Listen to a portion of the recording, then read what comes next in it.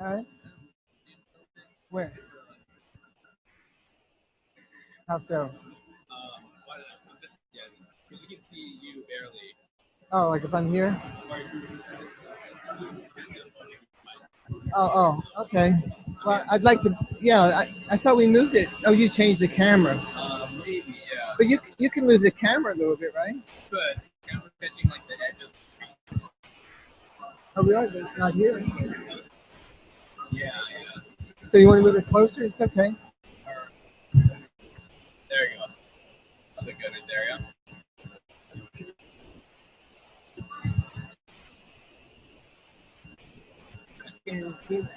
I need a. Oh, this does have a light behind it. Yeah.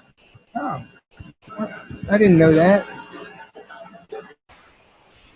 Very good. Okay. Yes. Okay. So, okay. Good morning, everybody. If I could have your attention for just a moment, we're going to start in about 5 minutes. So if you could take the time to get a refill of refreshments, wrap up your conversations, you got good seats. And also, if you do take a few moments and look at the backgrounds of the speakers that we have today, I think you'll be happily impressed. And I'll be back in 5 minutes. We'll start the program.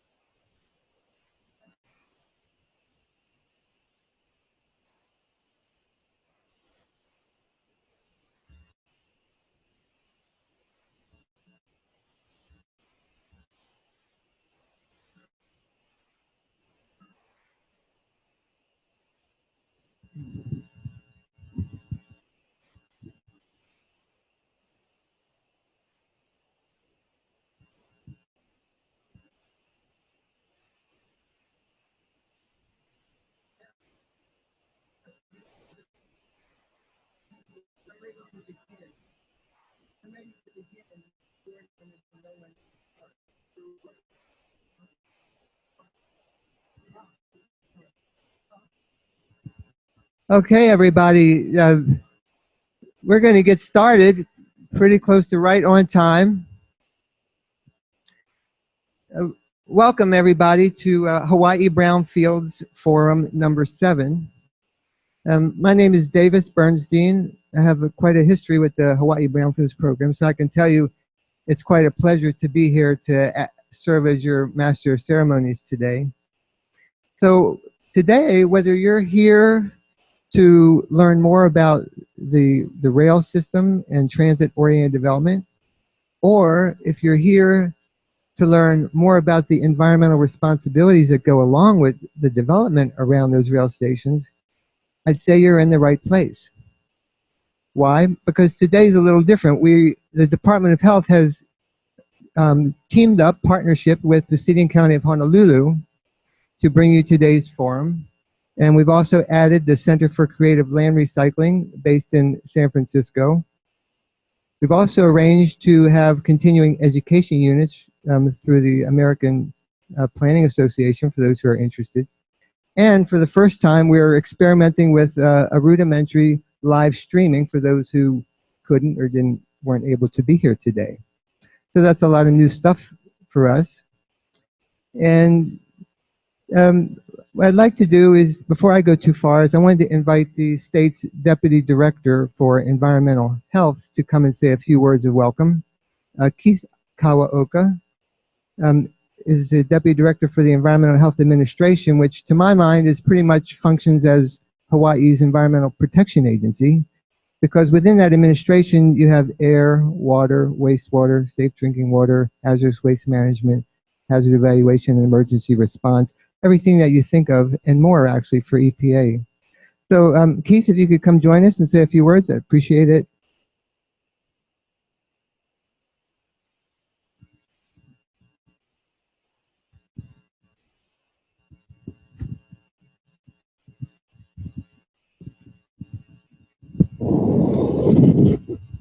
Morning, everybody. I see a lot of familiar faces, but a lot of new faces too, which is good to see. On behalf of the Department of Health and our co-sponsors, I wish to welcome you to the Hawaii's Brownfields Forum number 7. We appreciate you taking the time this morning to attend the meeting today. And we're pleased to be co-sponsoring this event with our co-sponsors, the City and County of Honolulu, the Center for Creative Land Recycling, EPA, and the American Planning Association Hawaii chapter. Yes, Hawaii's rail is on its way. And for those of you who live or have driven in Kapalama, Waipahu, Pearl City, you know it's coming. And with it comes enormous opportunities for development, and that will make a difference in people's lives. At the same time, this ambitious project also brings a heavy burden of responsibility. We owe it to the people of Hawaii to make the best of these opportunities and to get it right. Today you'll hear about Honolulu's efforts to promote redevelopment of land that is near the new rail stations, such as often described transit-oriented development, or TOD for short.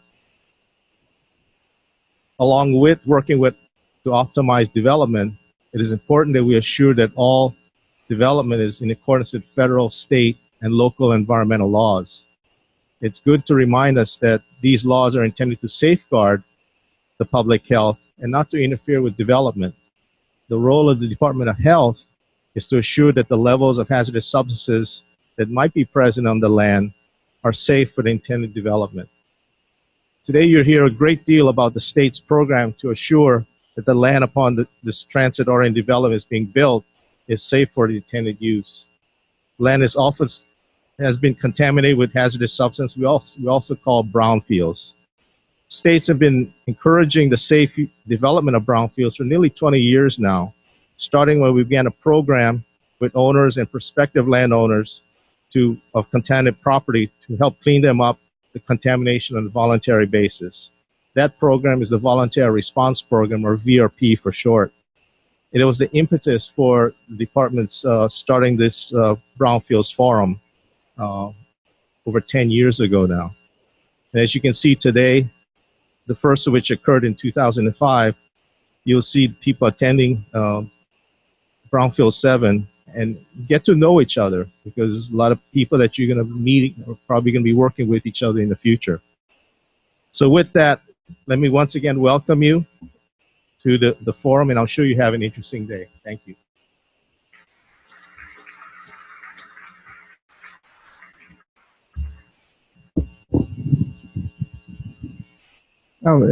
Thank you, Keith. And next, I want to invite Harrison Rue to offer some words of welcome. Harrison is the City and County's Administrator for Community Building and the Transit-Oriented Development Program.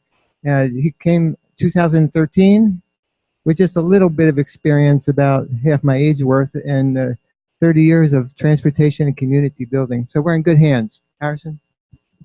It's actually close to 40 years now, but I really can't admit that in public. It makes me seem old. Good morning, aloha, and welcome on behalf of Mayor Kirk Caldwell and the City Council. We're so pleased to have you here together. I want to recognize Council Member Brandon Elefante and his staff. Councilmember Elefante has been a tireless supporter of TOD, and since he was staff to another tireless leader on TOD, now Senator Green Haramoto, Brennan knows this stuff pretty much as well as anybody on our TOD team. So thank you so much for being here, Councilmember. We really want to make today a conversation among the community. It's really heartening to read the list of who's here. We've got close to a couple hundred people.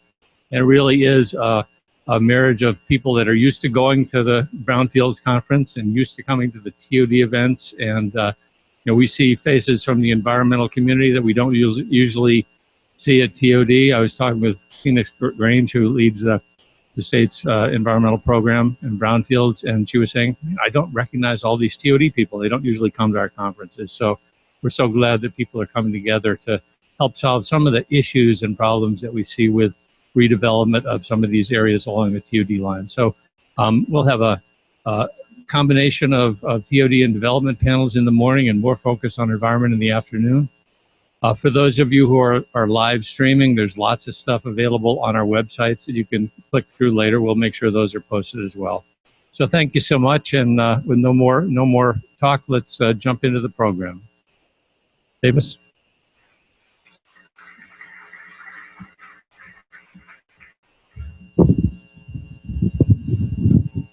Yeah, as you can see on the program, Harrison will be back with a longer presentation about TOD. I certainly would be remiss if I didn't acknowledge and thank everybody who helped make this event possible. Any of you who have been involved with planning such an event knows how much effort and cooperation is needed to do that. And I'd be even more remiss if I didn't have a bigger thanks for all the speakers who literally are generously devoting their time to be here to share their knowledge and experience with us. That is a really appreciated thing to do. Thank you so much. As I mentioned, I think the partnership occurred because each organization, the city and county and the state, wanted to reach the other's primary target audience group, as Harrison was alluding to, new faces. And we just wanted to maybe take a poll of the people who are here, because the TOD people wanted to make sure that their TOD people understood the environmental responsibilities. And knowing that the development was coming, the Department of Health certainly wanted to make sure that everybody involved with that development knew their environmental responsibilities. So I tried to pull just some of the categories from the list of attendees, and I'm just wondering, just a quick show of hands, how about state and local government? Very good. How about NGOs, non-governmental organizations? A few, okay. And our elected official, thank you for being here. How about landowners? Who thinks that they're a landowner? Looking, yeah, nice to see you. How about the other side of that, the developers? Oh, how about real estate advisors? There's a few of those, thank you. How about environmental consultants? Right across section. How about other types of consultants? How about the interested public? A few of that, okay. So if you looked around, you'd see we have quite a cross section.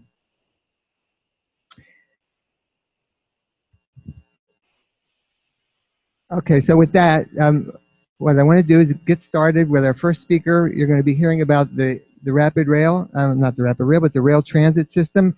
Dr. Brennon Morioka is the Deputy Executive Director of HART.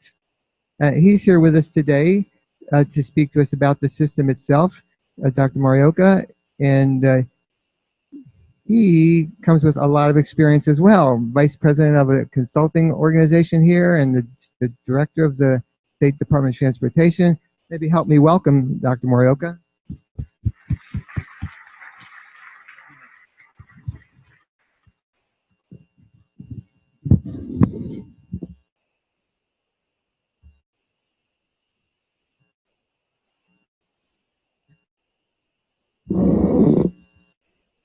Okay, good morning, everybody. Aloha. You know, it's always good to be able to get invited to conferences or speaking engagements just like this, especially, you know, knowing that Hawaii is such a relational business society, that everything is based on relationships, networking. So having these conferences, being able to see old friends, see people that we haven't, I saw somebody that I haven't seen from high school.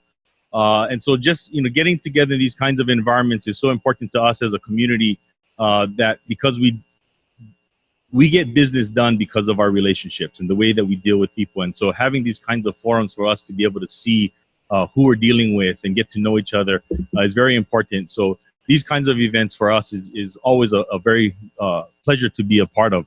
Not to mention the fact that rail is being talked about as a plus or a positive for something is not something that we always get associated with, right? So if you've read the papers lately, we haven't been put in the greatest light of late. But so being a part of a conference like this where development or TOD around our stations, and because the rail is coming and because our stations will bring such great opportunities that we currently aren't able to enjoy or take advantage of, that is something that we are very excited to be a part of, because we do think that rail transit coming into our corridor and being able to relook at some of our land use policies and the way that we look at how we can provide housing and workforce for our communities in a very different way that we've never been able to look at before, is something that I think for me personally has been very exciting to be a part of, and knowing that is something that we're going to be leaving behind for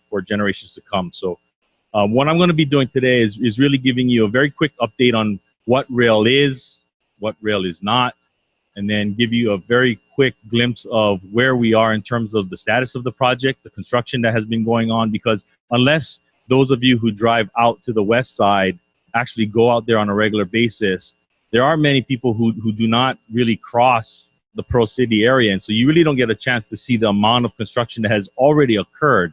And so people get very surprised when we do some rail alignment tours and we take elected officials or members of the business community or members from the public out on our rail tours. They are very surprised at the amount of construction that has already been accomplished. We have almost done 4.5 miles of Guideway that out of the 20 miles that we're planning on building. So just knowing that or seeing it is much different than just kind of hearing about things, because you don't always get to hear all of the positive stuff that HART is doing on a daily basis, because that's not what the media wants to portray. And so opportunities like this is meant for us to be able to get some of the facts out, show you what the progress that has been made. And so I'll show you a lot of photos on some of the construction work that has been going on. And then I'm going to end with a lot of renderings for some of the stations that are key components to what we believe TOD is really going to be able to take advantage of. And hopefully you can kind of see how we've been trying to work our stations into the surrounding environment, that we're not just trying to build something that's going to stick out, but something that is meant to really blend in and be a part of a contextual aspect of that neighborhood rather than just being something separate and apart. So we always start off with rail is a 20-mile elevated guideway system, 21 stations from East Kapolei, down Farrington Highway, down Kamehameha Highway, into town in Kaka'ako, and then we end at Moana Shopping Center. We always start with this because one of the things that we do find out when we give these kinds of presentations is that people still don't know where rail goes. Many people don't think that we go to the airport, but we do. They don't think that we go to Aloha Stadium, but we do. And so we always try and make sure that people understand what rail is to start off. And so this is kind of just a rendering of what the alignment is, the communities that we go through. And if you do see this, this is why rail is such a really good fit for Oahu, because almost our entire population and almost all of our business workforce, our employment centers, are along the corridor that rail provides. And so there is no other geographic location across our country where rail is more suitable to serve our communities on a transportation basis. So some of the basic questions that we always get in terms of, okay, because the question is no longer really whether to build rail or not to build rail. It's when rail is built, what is it going to look like? What is it going to be? And so some of the operating questions that we always get is, when will you run? How will you run? How often will the trains come? So right now, the plan is to operate rail from 4 a.m. to midnight. That's the current plan. But obviously, over time, as we see what the demographics are, what people's travel patterns and what their preferences are, or where the demands are, we can make those adjustments. During peak hours, we will have a train coming to every station once every 5 minutes. And then during non-peak hours, a train will come once every 10 to 11 minutes. We will have a single system-wide fare system between rail and bus, because one of the common themes for rail is we need to make that choice for people, right? Because it is a choice for someone to jump onto rail, jump out of their car, jump onto rail, jump onto the bus. Make that choice as easy as possible at every aspect. Accessibility is the key to having a successful rail system. And so having a single fare card system, whether you're going to ride rail or ride bus, making that decision to transfer one way or the other, or to get out of your car, park your car, and get onto rail, a single fare system is going to be a very important aspect of that. We will be fully ADA compliant. And then in terms of what you can bring onto the rail system, you can bring bicycles, surfboards, wheelchairs, strollers, and luggage, because we do service the airport. And we will be the first rail system in the country that will offer the availability for people to bring their surfboards on. And despite, and I still think rail is going to be a fast transportation alternative, right? It's still going to be 42 minutes from Kapolei to downtown, which is fairly quick, still kind of long, but it's still faster than driving on the freeway during morning and afternoon rush hours, right? So, but because it's still a fairly long period of your time, it's 42 minutes in the morning, 42 minutes in the afternoon. If you're going from end to end, you still want to be productive. And so being able to provide free Wi-Fi access for all of our customers, both on the trains and at our platform, our station platforms, is also going to be very important, so that you can utilize your time as best as possible. It's also very popular with parents who have kids, because then the kids don't keep bugging them about, what's your password, right? So they can play their Minecraft games while they're riding, so you can keep their mouth shut for 42 minutes while you're riding the train. And then one of the other popular questions is, how fast does your trains run? You know, is it going to be 100 miles an hour like some of these trains? Our top speed is 55 miles an hour, and that's going to be in between stations. But on average, from end to end, including the amount of time that the train sits at a train station, is going to be about 30 miles an hour, which, again, if you're sitting in traffic in the morning or in the afternoon, these trains are going to be whizzing by you while you're driving at 10 miles an hour, right? So just some updates on the construction, where we are in terms of overall construction. These are just some of the statistics on where we are, both foundation, right? Because our construction of our guideway is based on a number of phases. We got to drill some very large 8-foot diameter foundations. And then on top of the foundations, we put these columns. And I'll show you pictures of some of this stuff. And then on top of the columns, we have to precast these large segments, precast box girder segments. And then we put them on top of the guideway, and we put them in between the span. And the span is from one column to the other. And this just kind of gives you some idea of where we are. So basically, we are about, for the first 10 miles, which we are actually under contract and under construction, including our rail operations center, we are approximately 40 to 45% done of the entire 10-mile construction. And then concurrently, which many people don't see and you don't really hear too much of, is the manufacturing of our trains.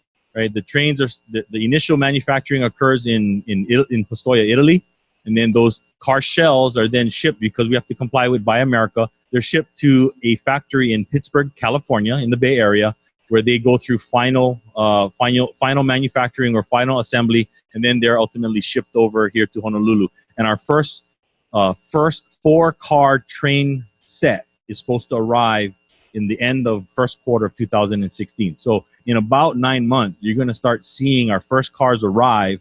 And then a little after that, you're going to actually start seeing these cars in the summer of 2016 start doing their testing and commissioning on the actual system in the Guideway in the west side of our facility. So we have multiple contracts right now on the first 10 miles. The first set was the West Oahu Farrington Highway, which Kiewit Construction has the contract for. This one it's about 7 miles in total length, and they are approximately 4.5 miles done. So these are, again, some of the segments. And so if you look at some of the foundations, they are only 18 shafts or 18 foundations from completing the entire foundation system for this first part of the contract.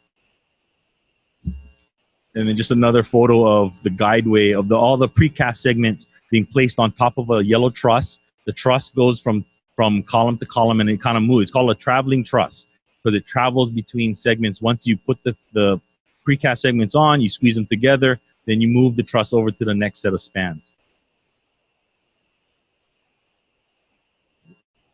Oops, sorry.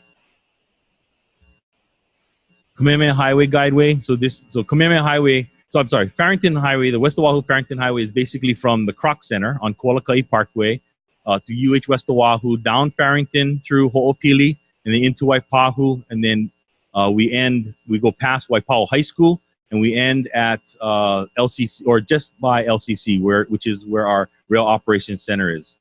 And so that's kind of the West Oahu Farrington Highway Guideway portion. The Kamehameha Highway Guideway goes basically from Sam's Club in Pro City, down Kamehameha Highway, and we end at Aloha Stadium, where our station is.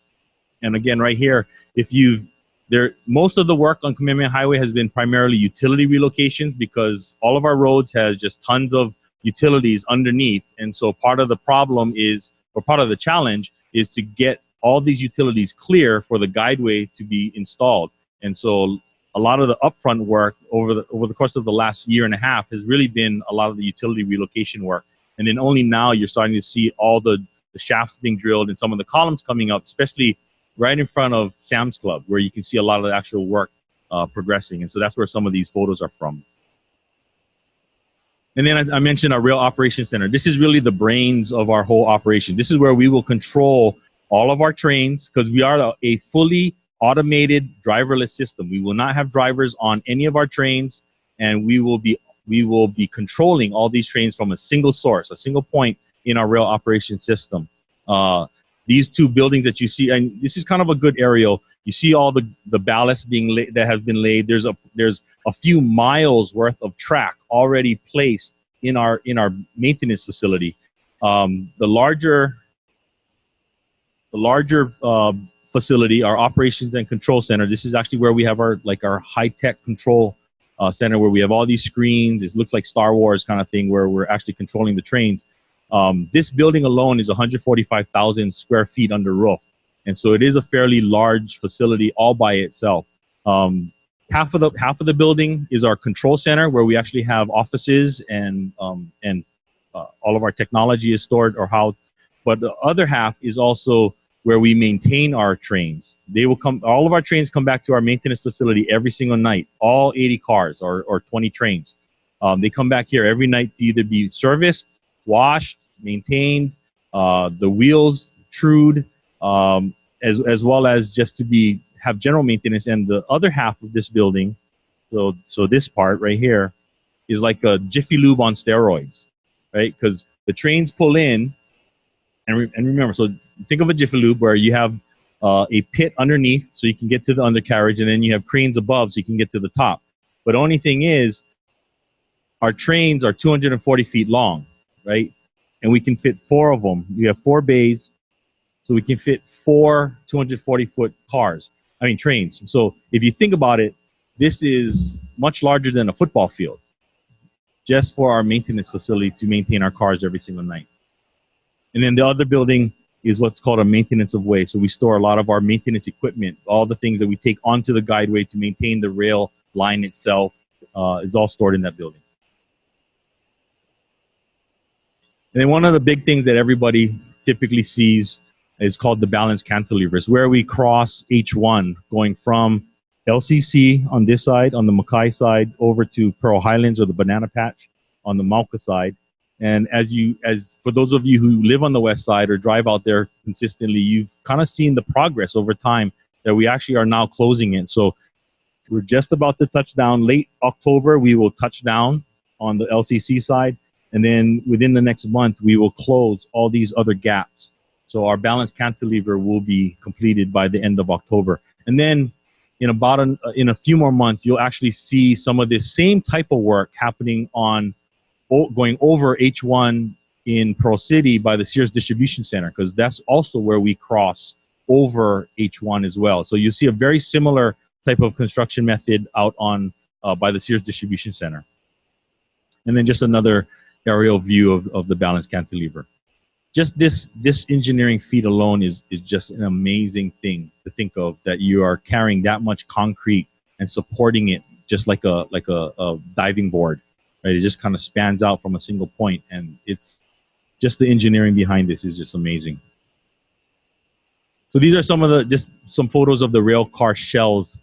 These are photos of them in Italy, just prior to being shipped to Pittsburgh, California. And then I'll just end with some renderings of the number of our stations. So we have one station at UH West Oahu campus. This part is where Ho'opili and Horton is going to be. DLNR also has a few parcels out here that I know I see some of our DLNR friends out here. They have a few development opportunities on this side. And then this is the UH West Oahu campus on the west side of our station. This is the Pearl Highlands station. I typically call this the Pearl Highlands complex, because it's not just our rail transit station where people can get on and off of the rail cars itself, but we also have a major hub for a bus transit center, and then a 1,600 stall parking structure.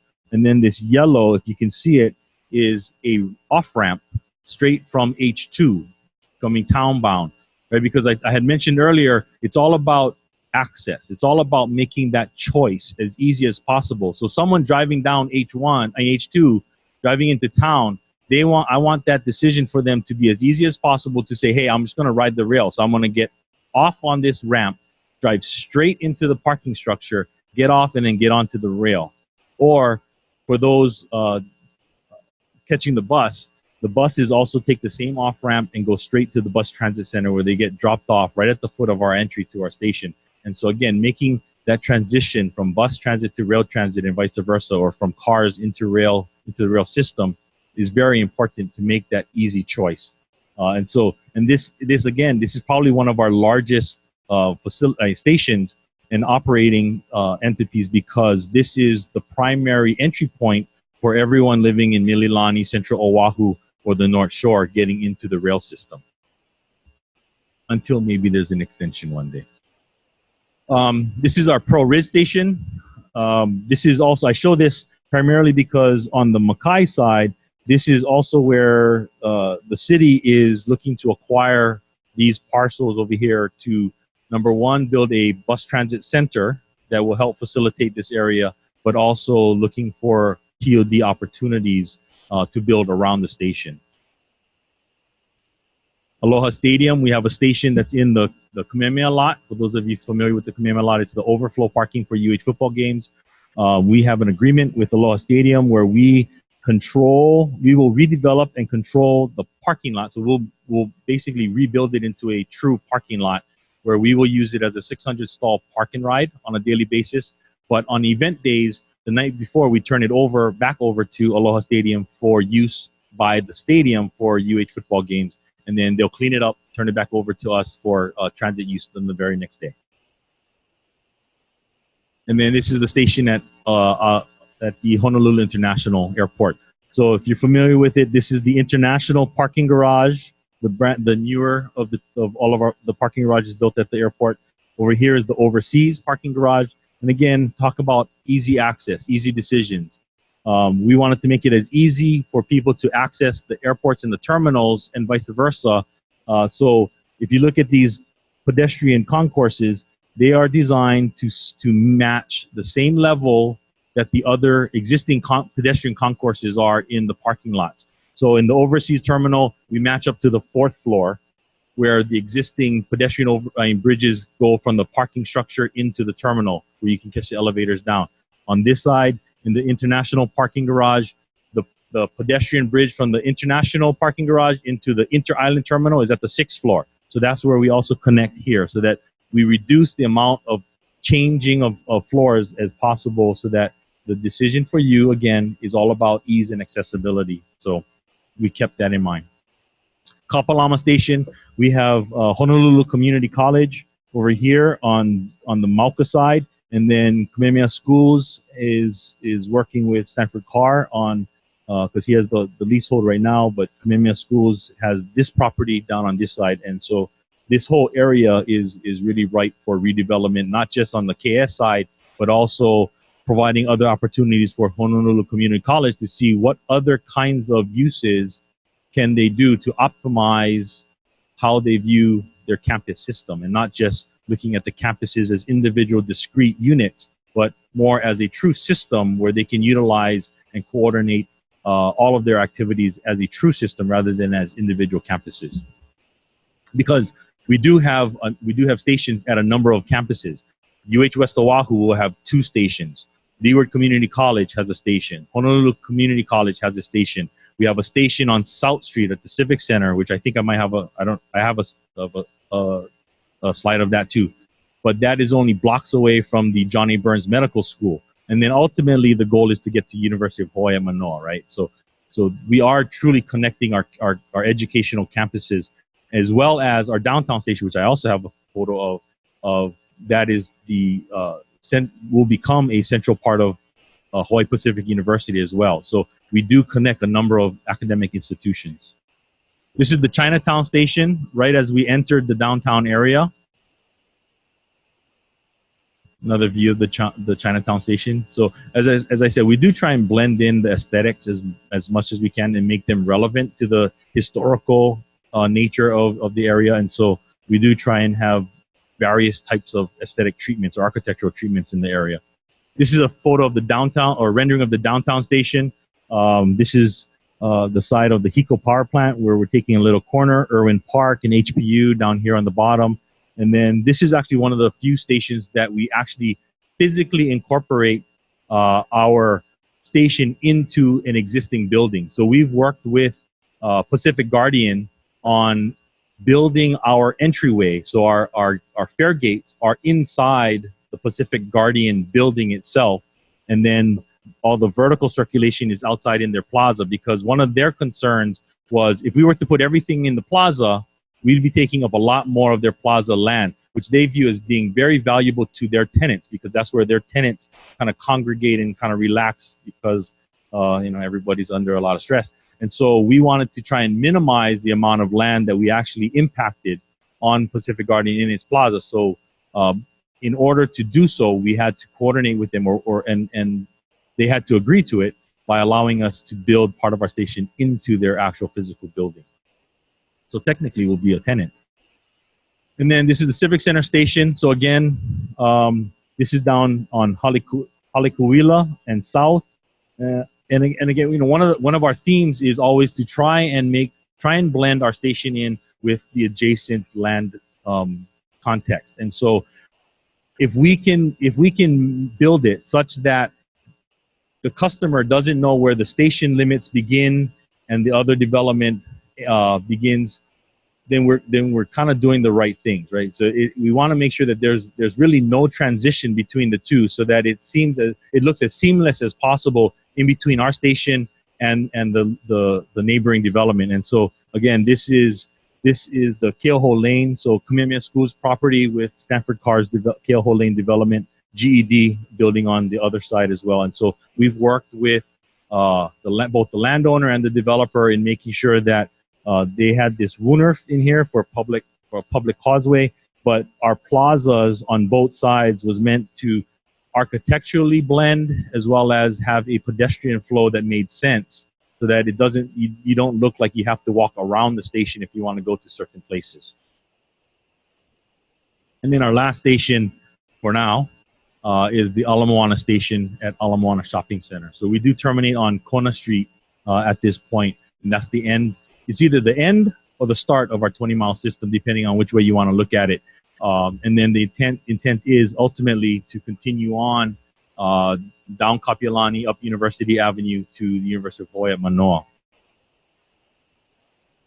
And so before I close, I just wanted to touch upon a couple of things, because I know one of the big issues has become impacts on businesses. So there's quite a bit of stuff that we, HART, have been doing in conjunction with many of our business partners and community partners in trying to reduce the impacts, because we know that the amount of construction that's going on in any one area, especially right now, Farrington Highway and Kamehameha Highway, it is having a tremendous stress and impact on the businesses and the residents in those areas. So we do try what we can. We try and come up with different ideas. One of the things that we came up with that we've been working on with some of the businesses, what's called the Shop and Dine on the Line.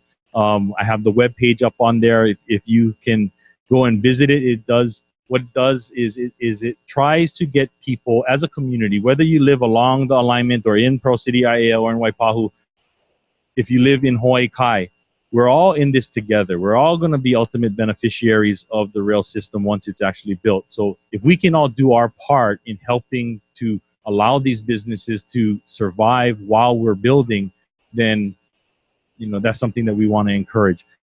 So we do encourage you to go to our webpage. We are trying to do mailers and email blasts to as wide an audience as we can, just to get the message out. We just started it a month ago, and so it is still kind of in its infancy, and it is being, part of the goal is to get this message out. So with that, again, because we want to get as much information to the general public, into everybody's hands, so that you have the right information, you have the right facts when you have conversations or people talk to you at the dinner table. Whether or not rail is a good thing, that's up for you to decide. But at least if you have that discussion, have it with the right information. And so we try and get onto as much social media as we can, emails. We're on Facebook, YouTube, Twitter, Vimeo, all of that. So go to our webpage or access any one of our social media outlets and try and get as much information as you can. So with that, I appreciate your time, and I always appreciate the opportunity to address folks like you. Thank you.